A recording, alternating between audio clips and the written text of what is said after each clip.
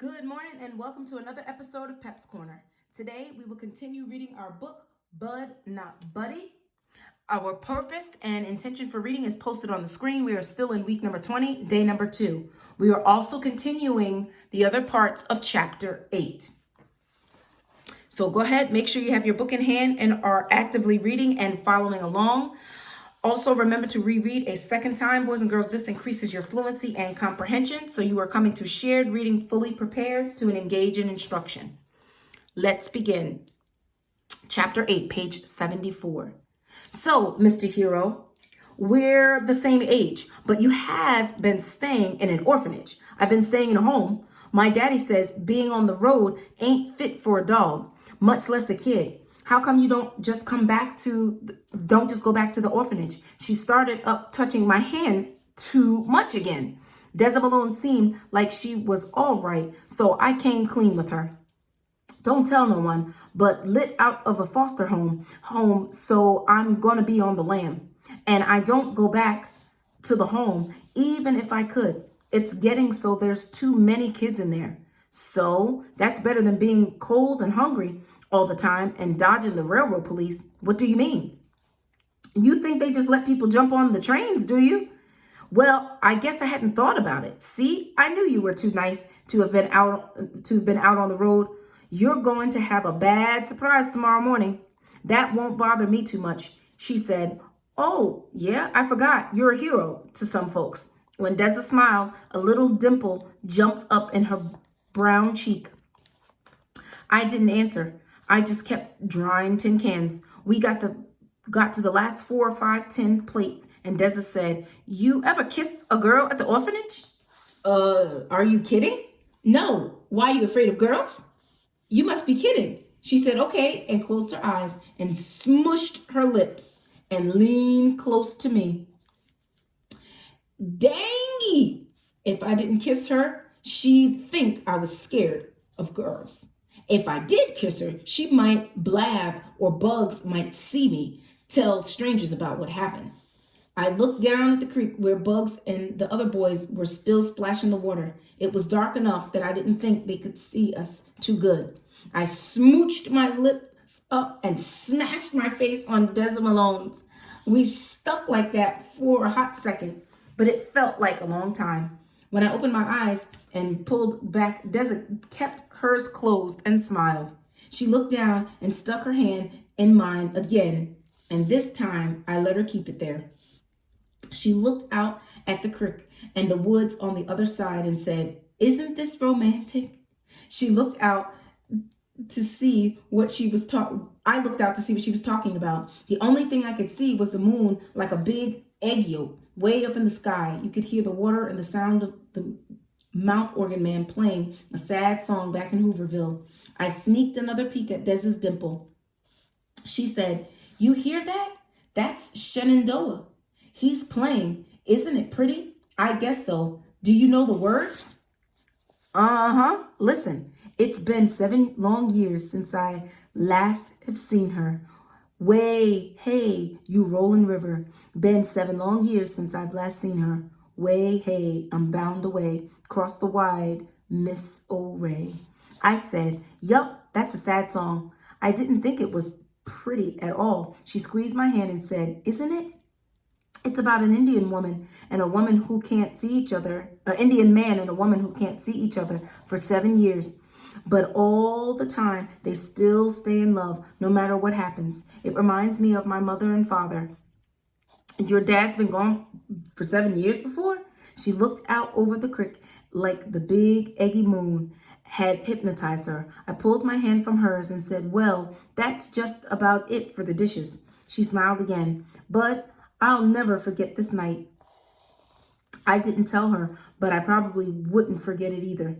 I'd practiced on the back of my hand before, but this was the first time I even busted slob with a real live girl. We loaded all the dishes in the box and walked down to Bugs and the other kid. We put their dishes on top of ours and headed back. Bugs said, how come you're looking so strange, Bud? You look like you've been chunked in the head with a rock. Desi Malone laughed. For a second, I thought she was going to rat me out. I said, I don't know. I guess that song is making me kind of sad. Bugs said, yeah, it is kind of a sad song. Right before we got into the cardboard jungle, we passed the white people with the coughing baby at their own little fire. I said to Deza, how come they're off alone? They aren't allowed to sit around the big fire because the baby's making so much noise. Deza said, oh, they've been invited, but my daddy said you got to feel sorry for them. All they're eating is dandelion green soup. They're broke. Their clothes are falling off them. Their poor baby is sick. But when someone took them some food and blankets, the man said, thank you very much. But we're white people. We ain't need of a handout. When we got back to the main fire of Hooverville, we put the dishes in the another box. Deza made us turn them all upside down so the rain got into them. So if it's rain, it got into them, wouldn't rust. I went to the woman with my suitcase. It was in the same spot I'd left it in, and the knots in the twine were the kind I tied. I said, thank you very much, ma'am. She said, I told you not to worry. When we got back to the big fire, we went back to the big fire to sit with Bugs. The mouth organ man said, I suppose you boys aren't going out to the train tomorrow. I said, one is for Chicago, sir. The one is for Chicago, sir. He said, that's the one. I said, yes, we are. He said, well, you'd best get much sleep as you can. It's supposed to be pulling out at 5:15, but you never know with these freights.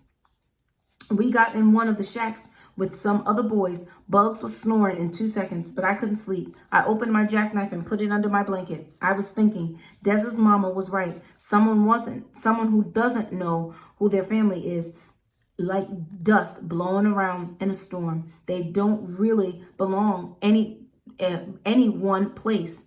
I started wondering if going to California was the right thing to do. I might not know who my family was, but I knew where out there somewhere, and it seemed to make a whole lot more sense to think that were someone around Flint instead of out west. I opened my suitcase and get my blanket, even though I trusted the woman who guarded it for me. I checked to make sure everything was okay. I picked up the tobacco pouch that I had my rocks in it, and pulled the drawstring open. I took the 5 smooth stones out and looked at them. They had been in the drawer after the ambulance took Mama away, and I'd had them ever since. Someone had took a pen or something and had written on all 5 of them, but it was written in a code, so I couldn't understand what they meant. One of them said Kent IL 51011. Another said Lugati in 51611. Then there was Sergis M 83012 and Gary in 61312. And the last one said Flint M 81111. I put them back in their pouch and pulled the string tight. Then I pulled out the envelope that had the picture of the shaggy pony that Miss B got in Moon Park. It was fine. Next, I counted all 5 flyers. Again, all 5 were there. I slid all of them back except for the blue one. I held it up so I could catch some of the light from the big fire. I kept looking at the picture and wondering why this one bothered Mama so much. The more I thought about it, the more I knew this man had to be my father. Why else would Mama keep these? I used a little trick to help me fall off to sleep. I pulled my blanket right up over my head and breathed in the real smell deep. After doing this 3 times, the smells of the shack in Hooverville were gone, and only the smell of the blanket was in my nose. And that smell always reminded me of Mama and how she used to read to me to sleep every night. I took 2 more breaths and pretended I was hearing Mama reading to me about Billy Goat's Gruff, or the fox and grapes, or the dog that saw his reflection in the water, or some other story she checked out of the library. I could hear Mama's voice getting farther and farther away as I imagined I was in the story, until finally her voice and the story all mixed into one. I learned that it was best to be asleep before Mama finished the story, because if she got done and I was still awake, she'd always tell me what the story was about. I never told Mama, but that always ruined the fun. Shucks, here I was thinking I was just hearing something funny about a fox or a dog or mama spoiling it by telling me they were really lessons about not being greedy or not wishing for things you couldn't have. I took 2 more breaths and started thinking about the little hen that baked the bread. I heard, "Not I," said the pig. "Not I," said the goat. "Not I," said the big bad wolf. Then whoop, zoop, sloop, I was asleep. I started dreaming about the man with the giant fiddle. He was walking away and I kept calling him, but he couldn't look back. Then the dream got a lot better. I turned away from where Herman E. Calloway was, and there stood Deza Malone. I told her I really like her dimple. She laughed and said, "See you in 7 years." The man screamed, "Get up! They're trying to sneak it out early." I jumped straight up and banged my head on the top of the shack. I ran outside. It was still dark, and the fire was just a pile of glowing sticks. The man was screaming to the top of his lungs, "Get out! They fired the engines and fixing to take off." Bugs and the other boys came and stood next to me. Bugs said, "Is it a raid?" Someone said, "No, they're trying to sneak it out before we get up." People started running all over Hooverville. Bugs said, "Come on, Bud, get your stuff. We got to get on that train." I folded my blanket up and put it in my suitcase and tied the twine back. I put my jackknife in my pocket and Bugs ran outside.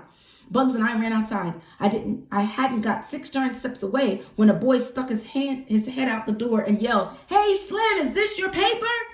I looked back. My blue flyer. I forgot to put it back in my suitcase. Bugs said, "Hurry, I'll wait.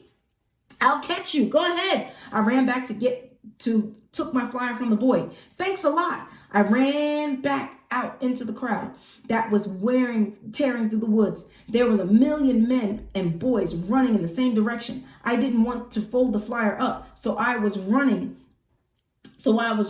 and slid it between the twine and the suitcase. I put it back inside once I got in the train.